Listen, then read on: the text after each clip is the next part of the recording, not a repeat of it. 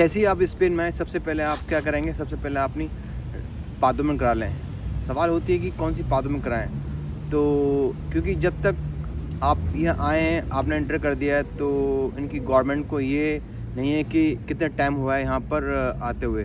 तो ये बताना ज़रूरी है कि आपको कि मतलब कि यहाँ पर आप आए हो, कब एंटर हुए हो, ठीक है। तो उसके लिए उन्होंने रजिस्ट्रेशन दिए है, जैसे होता है ना कि आके एंटर हुए रजिस्ट्रेशन, तो उसको हम लोग इन पादुमन बोलते हैं।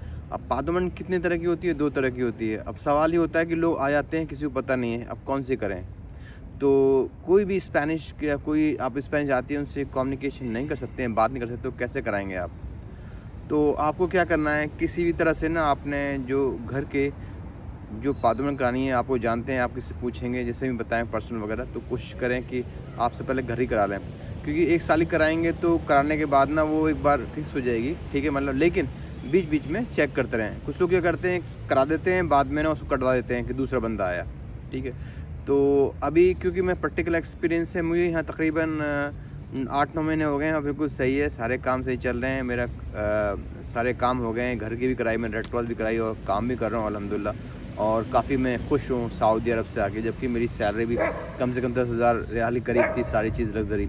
थोड़ा सा यहाँ रहता, लेकिन फिर भी मैं आया। तो कम टू द पॉइंट पे हमें आते हैं कि सबसे पहले करा दें, और उसके बाद आप ना जब घर की चलती है तो उसके साथ साथ आप रेड क्रॉस करा दें। अब सवाल ये होता है कि रेड क्रॉस कैसी होती है? रेड क्रॉस में ये होता है कि पहले आप जाएँ, यहाँ पर कैतोनिया ऑफिस है, जो आपके जो इलाके में जो भी ऑफिस वगैरह है, वहाँ पर आप जाके ना एक जब जाएंगे तो वहाँ तो ऑन के तो कॉल पे आप सीता ले लें, मतलब कहते हैं अपॉइंटमेंट वगैरह, या फिर खुद लाइन में लगेंगे तो वो भी दे देंगे, पेपर देंगे, उसमें आपको क्या करना है, वो कहेंगे आप ये लेकर आएँ, कहाँ पर रहते हैं और क्या एड्रेस है, ठीक है ना।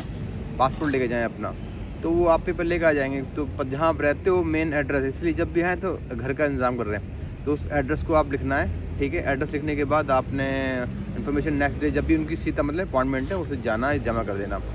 तो उसके एग्जैक्ट उसके तकरीबन 1 महीने बाद वो कॉल आएगी, 2 महीने तकरीबन कॉल आएगी। तो उससे पूछेंगे कि आपका पासपोर्ट नंबर क्या है और आपकी एड्रेस क्या है, कंफर्मेशन के लिए कि बंदा ये वही है, नहीं है, किधर है। तो वो हो जाएगा। उसके बाद फिर वो दोबारा से सेकंड प्रोसेस क्या होगा, आपको वेट करना है इंस्पेक्टर का। इंस्पेक्टर बीच में अपने कभी भी आ सकता है, उसकी मर्ज़ी है कि वो कब आए। इंस्पेक्टर जैसे ही वो आएगा आपको तो पूछेगा आपसे कि भी किधर है डॉक्यूमेंट, तो पासपोर्ट आपको रेडी रखना है और ले जाना अंदर। वो आपसे पूछे किचन किधर है, बाथरूम किधर है, चेक करेगा बंदा यहाँ रह रहा नहीं रह रहा, ठीक है। तो दूसरा प्रोसेस ये होगा, फिर वो चला जाएगा। अगर आप भी नहीं हो फिर भी दोबारा वो कॉल करेगा, पेपर छोड़ जाएगा कि मैं आया था नहीं। अगर नहीं आया तो बंदा फिर वो कैंसिल हो जाती है, या अगर आपने कॉल रिसीव नहीं करी तब भी कैंसिल हो जाती है। इसलिए प्रॉब्लम है, क्योंकि 7 महीने तो लगते हैं, 6-7 प्रोसेस है।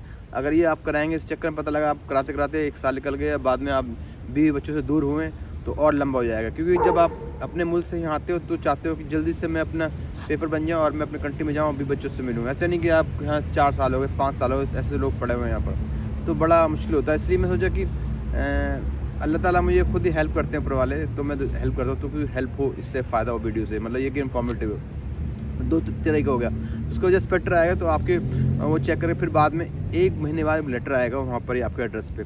उस लेटर पे आपने ले जाना है, एक पर्टिकुलर एड्रेस है। लोग मिसगाइड करेंगे, ये मैंने पूछा था, कह रहे भाई हो गया आपका, ऐसा नहीं है। उस एड्रेस को, एक पर्टिकुलर एड्रेस होगा, उससे जाना है, वहाँ पर आपको एक कार्ड फिर देंगे और सीता लेके।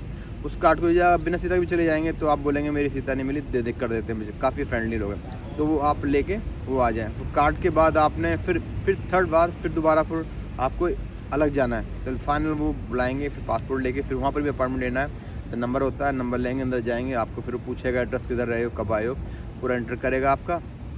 करने के बाद वो आपकी पासपोर्ट होगी। तो ये रेड क्रॉस की कभी कटती नहीं है, 2 साल की होती है, तो पेपर नहीं बन जाते, लेकिन 2 साल के बाद रिन्यू करानी है।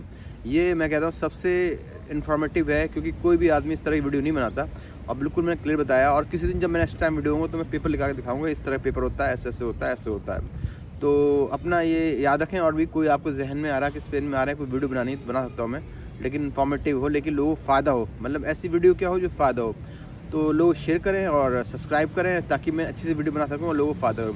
डेली एक मैं सेंटेंस ज़रूर डालता हूँ किस तरह, ताकि क्योंकि जो स्पेनिश लैंग्वेज इतनी साइंस नहीं है, हम क्या कर रहे हैं, क्या खा रहे हैं, अगर ये पता लग जाए आदमी तो थोड़ा काम के लिए, तो जब आओगे कैसे बात करोगे, भाई ये दे दो सामान, है ना, ये कि कौन तो कोस्ता है ना, कितने का है ना, दे में, है ना नो पसंद आता, ये छोटी छोटी बातें याद हो जाती है तो बंदा बात कर लेता, तकरीबन अपना काम गुजारा कर लेता। तो स्पेनिश के बंदा बेकार है।